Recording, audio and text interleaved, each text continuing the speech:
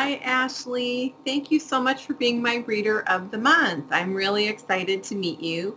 And now I'm going to answer your questions. The first question was, what inspires me as a writer? And I find inspiration everywhere. Sometimes I read back cover copy for a book I'm excited about, and the book turns out to be something else. So I'm a little disappointed, so I'll go write the book I wanted to read. That's kind of funny. I'm inspired by life, by things I read, by things I see, characters. A lot of times characters that have been in previous books come back and sort of tap me on the shoulder and say, hey, I need a book. For example, I have a book coming out next year called A Million Little Things. It's my next Mischief Bay book, and Pam, who was in the first one, Girls of Mischief Bay, is one of the main characters, and there's a secondary character. His name is Lucas, and I kind of don't want to say very much about him, but he was this very cool guy, and I really felt he had a story to tell, so he's going to appear in the next Mischief Bay, which I'm actually writing next. I'm really excited about his. So things like that happen. Characters will continue on a journey, especially in the women's fiction, or they won't leave me alone, and I have to write about them. Question number 2, what advice would I give to writers who are just starting out? This is my always writing advice, and that is don't give up. The people who are successful, if you go look at who's on the bestseller list right now, every one of those people is an author who did not give up. We all have our stories. You either suffer at the beginning before you're published, or you sell a book quickly and you suffer later, but I will promise you, everybody suffers. The people who are successful are the ones who don't give up. You never know when this is the book. This is the book you're going to sell. This is the book that's going to put you on the list. This is the book that is your book of the heart. You have to keep going.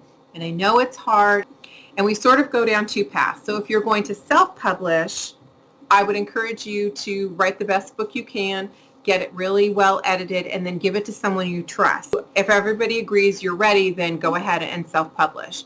If you're going down a traditional publishing path where you're going to be published by a publisher and then put out in print and digitally, or just digitally, but by a traditional publisher, you're going to come into contact with agents and editors, and it's a little more complicated. And it can get difficult sometimes, but I would tell you, if you want it, if you believe in yourself, don't give up. That's the most important thing. Yes, there's some talent is required, but you can grow whatever talent you have. It's really don't give up, don't give up, don't give up. Question number 3, what do I enjoy doing that isn't writing? Well, writing is truly my passion, and it's the thing I most like to do. And it's really hard for me because I think, oh, I should maybe write less, but then I think, what would I do with my day? Because I love it. It's fun for me. But there are some things I like doing. I love hanging out with my pets. I love hanging out with my husband. I've really gotten into cooking, which is very funny. We're facing a kitchen remodel, and we're going to not have a kitchen for 60 days. So I need like 60 meals in the freezer because we aren't super close to a lot of restaurants, and it's going to be winter here.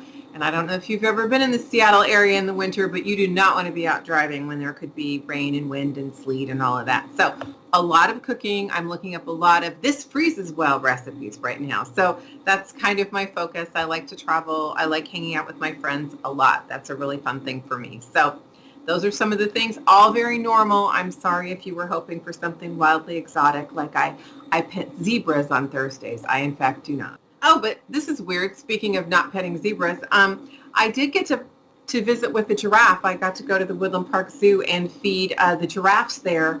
And I wanted to do this because we have giraffes. Happily Inc. starts next year, and there are, in fact, giraffes.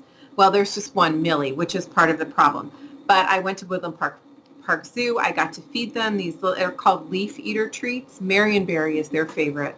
And I now have a giraffe boyfriend. His name is Dave. We're in constant contact. He's a little needy. Thank you for being my reader of the month, Ashley. Thank you.